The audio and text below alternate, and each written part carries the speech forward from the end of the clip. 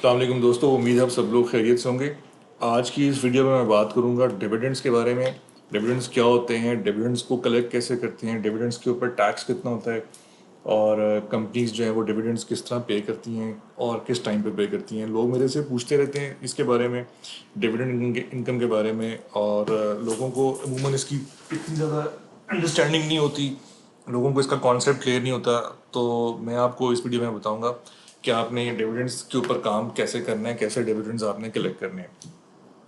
जो डिविडेंड्स हैं ये बेसिकली जब भी आप कोई स्टॉक लेके होल्ड करते हैं तो कंपनी आपको उस स्टॉक को लेके रखने का एक रेंट आप कह लें वो पे करती है। आप उसको रेंट कह लें, आप इसको प्रॉफिट कह लें, क्योंकि जो स्टॉक की जो एक बेसिक्स है, आप स्टॉक जब कंपनी का खरीदते हैं तो आप कंपनी के अंदर पार्टनर बन जाते हैं उस हिस्से के। आप चाहे 1 रुपये का स्टॉक लें, चाहे 1000 रुपये का लें, जितने का आप स्टॉक लेते हैं आप कंपनी में उतने हिस्से के पार्टनर बन जाते हैं। तो डिविडेंड्स होते हैं वो उस आपकी उस इन्वेस्टमेंट का एक प्रॉफिट होता है उसी हिसाब से कंपनी के अंदर इन्वेस्ट करने का। तो ये जो डिविडेंड्स हैं ये एक बहुत ही रिलायबल और एक सर्टेन तरीका है इनकम अर्न करने का, और काफ़ी लोग डिविडेंड्स के ऊपर काम करते हैं। इनफैक्ट जो बड़े बड़े फंड्स हैं, जो इंस्टीट्यूशंस हैं, वो यही इनकम उनका जनरेटिंग का एक तरीका होता है। तो डिविडेंड्स की जो इनकम है ये एक आपके पोर्टफोलियो में एक अच्छा एडिशन है और एक बड़ा रिलायबल एडिशन है। और आजकल स्पेसिफिकली जो हालात हुए हुए हैं उन हालात में डिविडेंड्स की जो इनकम है ये रियल एस्टेट की इनकम से ज़्यादा है। तो इसमें दूसरी चीज़ एक ये भी है कि आप डिविडेंड्स में कोई इन्वेस्टमेंट की कोई वो लिमिट नहीं है। जैसे आपको रियल एस्टेट है तो आपको खाली, आप अगर खाली प्लॉट लेते हैं तो वो आपको इनकम नहीं देगा, आपको उस पर घर बनाना पड़ेगा, उस पर खर्चा करना पड़ेगा। इसी तरह आपको दुकान बनाते हैं तो जब तक आप दुकान पूरी बना के रेंट नहीं देंगे आपको उसमें से इनकम नहीं आएगी। डिविडेंड्स में क्या होता है कि आप थोड़ी अमाउंट भी डाल दें, ज़्यादा डाल दें, कम डाल दें, तो आपको इमीडिएटली अगले महीने से आप इनकम जनरेट करना शुरू कर सकते हैं। तो इसमें जो डिविडेंड्स की परसेंटेज है या जो इसका रेंट है उसकी परसेंटेज वेरी करती है। इसमें ऐसी कंपनीज भी हैं जो डिविडेंड कम देती हैं, जैसे एप्पल है वो अराउंड 2% देती है, जैसे आपका जो SCHD है वो 1% देता है, और कुछ कंपनीज ऐसी भी हैं जो कि 20% भी देती हैं डिविडेंड। बेसिकली डिविडेंड्स जो है वो कंपनीज अपनी इनकम में से आपको दे रही होती हैं। तो उस इनकम का एक पोर्शन जब जाता है डिविडेंड्स में तो वो जाहिर है कंपनी की बैलेंस शीट पे शो होता है। तो आइडियली जो है डिविडेंड मेरे हिसाब से ये 7 to 8% जो है ये सबसे आइडियल होता है। इसमें परसेंटेज भी ठीक होती है, कंपनी की बुक्स भी इतनी ज़्यादा अफेक्ट नहीं होती। जो कंपनी ज़्यादा डिविडेंड पे करती है वो रिस्की है, जो कंपनी डिविडेंड बहुत कम पे करती है वो भी एक तरह से कोई इतनी अट्रैक्टिव वैल्यूएशन उसकी नहीं बनती। खैर ये बहुत बड़ा टॉपिक है, इस पर कभी बाद में बात करेंगे। तो इसके ऊपर डिविडेंड्स जब आप कलेक्ट करते हैं तो आपको उस पर टैक्स भी देना पड़ता है, और टैक्स की भी एक पूरी रेजीम होती है, वो मैं आपको आगे जाके बताऊंगा नेक्स्ट स्लाइड्स के अंदर। और डिविडेंड्स जो हैं ये आप मंथली भी ले सकते हैं, क्वार्टरली भी मिलते हैं, साल में 2 दफ़ा भी मिलते हैं, साल में 1 दफ़ा भी मिलता है। ये डिपेंड करता है उस कंपनी पे जिसका आपने स्टॉक लिया हुआ है, उस कंपनी का ट्रैक रिकॉर्ड क्या है, वो डिविडेंड की उसकी पॉलिसी क्या है। तो मैं पर्सनली जो क्वार्टरली डिविडेंड्स है उनको प्रेफर करता हूँ। क्वार्टरली रिपोर्ट के साथ ही डिविडेंड आ जाए, वो 3 महीने का जो क्वार्टर है वो सबसे ठीक रहता है। मंथली भी ठीक रहता है, और साल में जो एक बार डिविडेंड मिलता है वो पूरी परसेंटेज आपको साल में एक बार आ जाती है, वो भी लोग उसको प्रेफर करते हैं। बहरहाल ये आपके ऊपर डिपेंड करता है। अब एक सवाल ये पैदा हो सकता है, लोग ये पूछते हैं कि जी डिविडेंड में और ट्रेडिंग में बेहतर क्या है। और कुछ लोगों को डिविडेंड के जो ये रिटर्न्स हैं 2% से 20%, इस पे लोगों का मसला होता है। लोग कहते हैं कि नहीं, ट्रेडिंग में ज़्यादा हम पैसे कमा सकते हैं।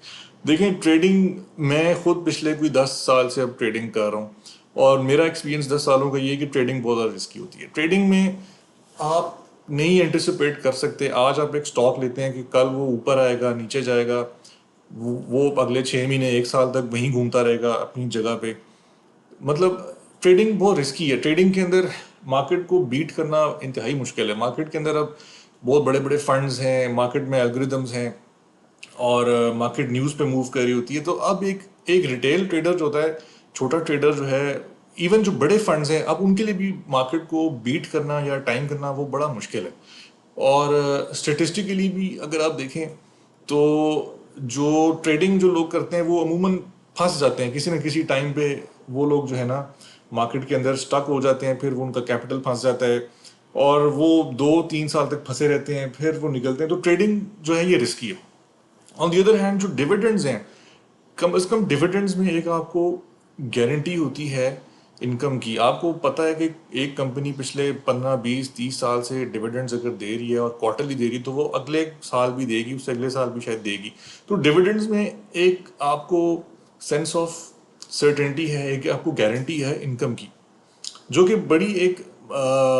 बड़ी अच्छी एक बड़ी बात है कि आपको एक रिलायबल और स्टेबल इनकम जो आपको आ रही है आजकल के टाइम में। ये बड़ी बड़ी बात है ये तो। और दूसरी चीज़ ये कि इसके ऊपर स्टेटिस्टिकल स्टडीज़ भी हुई हैं, और जो स्टॉक मार्केट के जो लोग हैं जिन्होंने इसमें काम किया है, वॉरेन बफेट है और कई लोग हैं जिन्होंने बुक्स भी लिखी हैं, वो यही कहते हैं कि जो पैसिव इन्वेस्टमेंट है डिविडेंड्स की फॉर्म में स्टॉक होल्ड करके रख के इनकम खाना डिविडेंड से, वो जो ट्रेडिंग की इनकम है उसको आउट परफॉर्म करती है।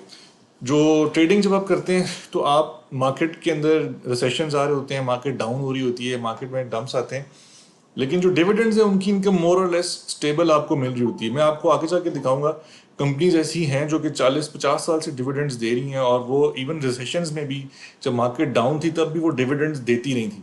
जबकि ट्रेडिंग का जब आप ट्रेड करते हैं स्टॉक, तो फिर आप मार्केट की रिसेशंस और मार्केट के डाउन टर्न्स को भी आपको फेस करना पड़ता है। तो उसका अगर हम देखें तो इन द लॉन्ग रन 10 साल के अगर हम फ्रेम में लगाएं, 10 से 15 साल के फ्रेम में अगर हम जाएं, तो डिविडेंड की जो इनकम है वो ट्रेडिंग की इनकम से ज़्यादा होती है।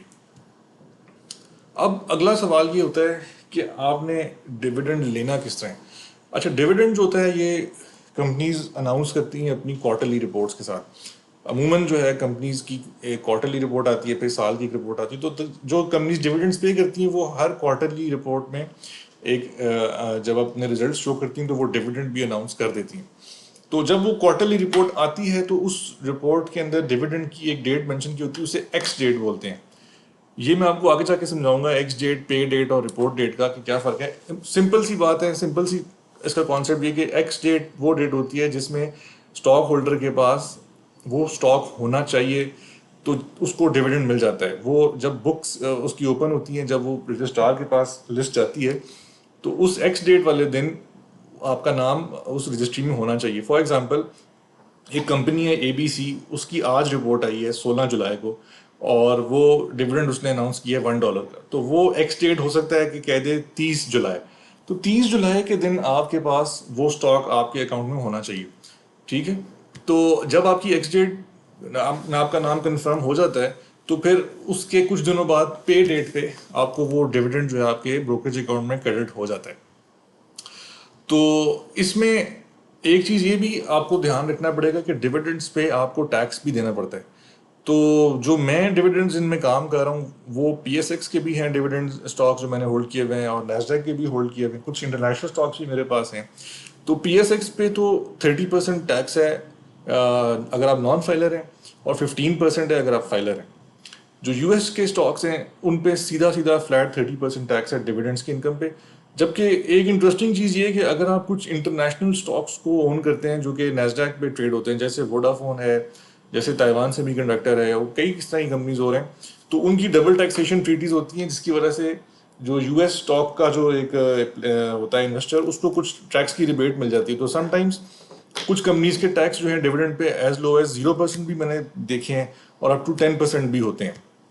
तो ये जरा टैक्स का आप ध्यान आपने रखना है कि इसको आपने अपनी जो डिविडेंड की जो इन्वेस्टमेंट स्ट्रेटेजी है उसमें आपने टैक्स की भी जो है लाइबिलिटीज़ हैं उसको भी आपने इसको देखना है। इसमें अगर हम जाते हैं इसी लास्ट स्लाइड पे जिसमें डिविडेंड का मैंने एक्स डेट और आपको दिया था कॉन्सेप्ट पे डेट का, तो उसमें ये चीज़ देखने के लिए आप इंटरनेट पे ट्रेडिंग व्यू है, nasdaq.com है, बड़े अच्छे टूल्स हैं जहाँ से आपको इन्फॉर्मेशन मिल जाती है। अगर हम ट्रेडिंग व्यू पे जाएं और एंग्रो पॉलीमर की अगर हम बात करें, तो ये एक पाकिस्तानी कंपनी है, मैंने इसके ऊपर वीडियो भी बनाई है, ये भी अच्छा डिविडेंड देती है।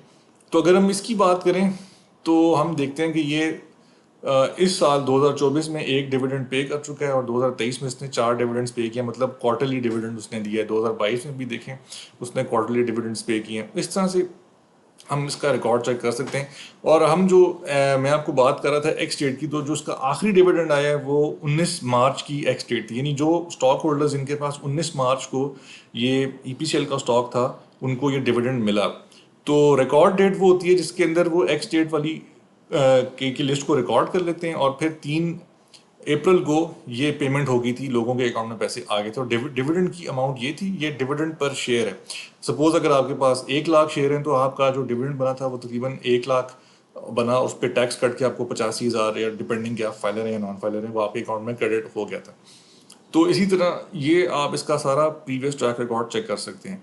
यहाँ पे सारी एक्स डेट, रिकॉर्ड डेट और पे डेट मेंशन है। इसमें एक चीज़ का ध्यान रखना है कि एक्स डेट का मतलब ये है कि उस दिन आपके पास आपके ब्रोकेज अकाउंट में वो स्टॉक होना चाहिए। अगर आप एक्स डेट वाले दिन ही स्टॉक परचेज करेंगे तो आपको डिविडेंड नहीं मिलेगा, क्योंकि स्टॉक जब आप परचेज करते हैं तो वो T+1 सेटलमेंट होती है, वो एक दिन बाद आपके अकाउंट में स्टॉक क्रेडिट होता है। आपने एक्स डेट से मिनिमम सेफ साइड पे रहने के लिए 2 दिन पहले अगर आप उसको परचेज करें, जैसे फॉर एग्जांपल इसके केस में अगर आपने 17 मार्च को भी ये स्टॉक लिया होता तो वो 18 मार्च को आपके अकाउंट में स्टॉक क्रेडिट हो जाता और 19 को एक्स डेट में आपका नाम आ जाता और आपको डिविडेंड मिल जाता। तो इस चीज़ का आपने ध्यान रखना है। इसी तरह अगर आप एक और स्टॉक को देखते हैं, ये फाइजर है, ये कंपनी फार्मास्यूटिकल जाइंट है, नाम सुना होगा आपने इसका, ये नैस्डैक पर ट्रेड होता है।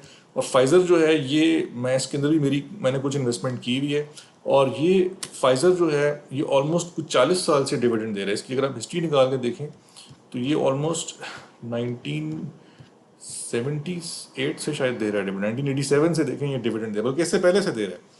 तो यहाँ आप देख सकते हैं फाइजर का ट्रैक रिकॉर्ड, यहाँ पे एक्स डेट, पे डेट सारी मेंशन है, अमाउंट मेंशन है। तो ये सारा डेटा आपको डिविडेंड्स का मिल जाता है। आप इनकी डेट्स को देख लें, आप इनकी स्टडी कर लें और आप डिविडेंड्स इनके कलेक्ट करें। डिविडेंड इनकम एक बहुत अच्छा तरीका है डिविडेंड्स एक इनकम जनरेट करने का। आप 10-15 साल के टाइम फ्रेम में काम करें, डिविडेंड्स कलेक्ट करें और आप आराम से उसको खाएं। उम्मीद है आपको मेरी वीडियो पसंद आई होगी। कोई कमेंट ज़रूर कीजिएगा, मुझे बताइएगा, फीडबैक दीजिएगा। टेक केयर, अल्लाह हाफिज़।